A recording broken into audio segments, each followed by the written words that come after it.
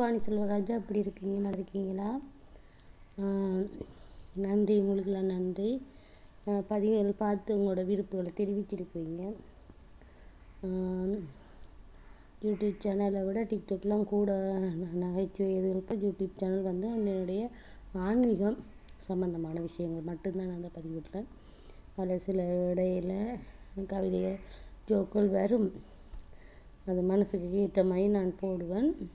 இது வந்து தனியாக நான் வந்து ஆன்மீகம் சம்பந்தமான தகவல் மட்டும் அதை ஒளிப்பதிவு செய்து அது ஆன்மீகத்துக்கண்டி இப்போ யூடியூப் சேனலை நான் விட்டுருக்குறேன்.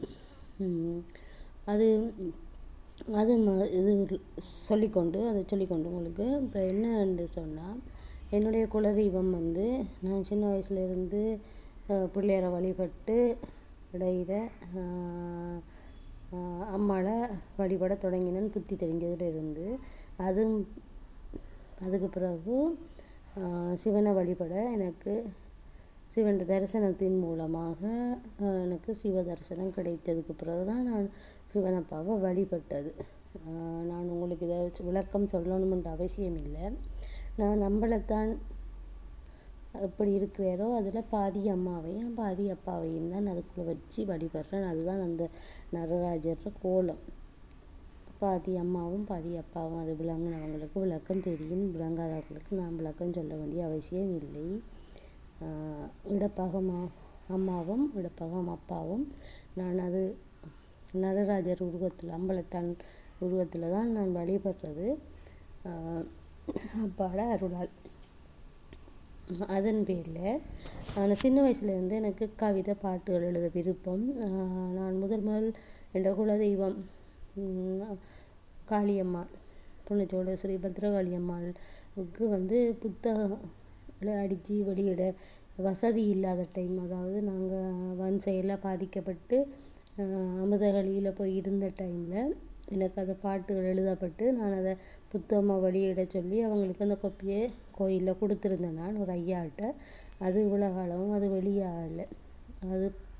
அது எனக்கு ஒரு மனசில் ஒரு தாக்கம் இருந்தது. அதன் பிறகு நான் இனிமேல் வளர்ந்து பெரிய ஆளாகி கல்யாணம் கட்டின பிறகு இங்கே வந்து எங்களுடைய இப்போ இருக்கிற இடம் வந்து சின்ன ஊரணி மட்டக்களப்பு. அங்கே வந்து நான் மாவடி பிள்ளையார் கோயிலுக்கு பக்தி பாமாளி என்ற பாடல் நூல் வெளியீடு செய்தேன். நான் அதுக்கு ஒரு சிவன் கொக்கட்டிச்சோலை தாந்தோன்றீஸ்வரன் பெருமானுக்கு அவர் ஆணையால் அவரை வெண் செயலில் அவரை கொடுமைப்படுத்துகிற டைம் அந்த கோயில்கள் சிவராத்திரி நேரம் சப்பாத்து போட்டு போலீஸ் போய் அடாவடி செஞ்சு கோயில்கள் எல்லாம் பூசைகள் செய்யப்படாத அந்த பட்சத்தில் அந்த பாட்டு நாங்கள் வெளியிடணும் என்ற ஒரு வைராக்கியத்தில் அப்பாட அருளால் அப்பாட அன்பினாலேயும் அவர கட்டளையினாலேயும் என்னவோ அந்த காவியம் வந்து அது வந்து 5 மில்லியன் பேர் பார்த்து அது பெரிய ஒரு வரவேற்கத்தக்க பல விமர்சனங்கள் இருந்தாலும் இப்போ வரவேற்கத்தக்க விஷயமாக அது மாறி இருக்கு. இதுவரைக்கும் கொக்கட்டிச்சோலை தாந்தோண்டீஸ்வரருக்கு காவியம் இல்லை. அவர் வந்து வரலாற்று சிறப்பு மிக்க ஒரு கடவுள் என்பது எல்லாருக்கும் தெரியும். சுயம்பு லிங்கம். அவர் ஆணையோடு தான் அந்த பாட்டு எழுதப்பட்டது. அப்பாவுக்கு நான் அது காணிக்கை எழுதப்பட்டு அந்த வெளியிடுறதுக்கு அவங்கள்ட்ட கோயிலில் போய் கேட்டு அவங்க அதை முரண்பட்டு அது வெளியான பிறகு அவங்க ஏற்றுக்கொண்டாங்க. சிவனை பாடுறதுக்கு யார் அனுமதியும் தேவையில்லை. அதுதான் என்னுடைய காரணம். அப்பாட அன்பு இருந்தாமல் நான் அந்த பாட்டு எழுதலை. அந்த வரிகள் தந்தது அப்பா தான், அதை புரிஞ்சு கொண்டாங்கன்ட்டு அது விளங்குனா சரி. அப்பாவுக்கு பணி செய்கிறது யாருமே தடுக்கையில் அப்பாவை தவிர. அப்பாட ஆசீர்வாதம் இருந்தால் எல்லாமே நடக்கும். அது அடுத்த விஷயம். அப்போ எனக்கு இந்த கும்பாபிஷேக நேரம் எனக்கு கவலையாக இருந்தது. நேற்று முந்த நாள் கவலையாக இருந்தது சரியான. ஐயோ அப்படியெல்லாம் நம்ம எழுதி வச்சுட்டு இருக்கிறோமே, நமக்கு குரல் சரியில்லையே. ஏதோ முடிஞ்ச அளவுக்கு நான் அந்த புன்னச்சோலை ஸ்ரீ பத்ரகாளி அம்மாளுடைய பாடல்களை நான் எழுதினேன். சின்ன காலத்தில் எழுதின பாட்டை நான் எனது குரலில் படிக்கலாம் என்று நினைச்சிருக்கிறேன்.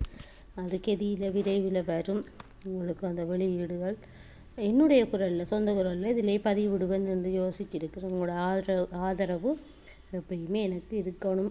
நன்றி, வணக்கம். எழுத்து கவிமரசு வாணி செல்வராஜன். நன்றி.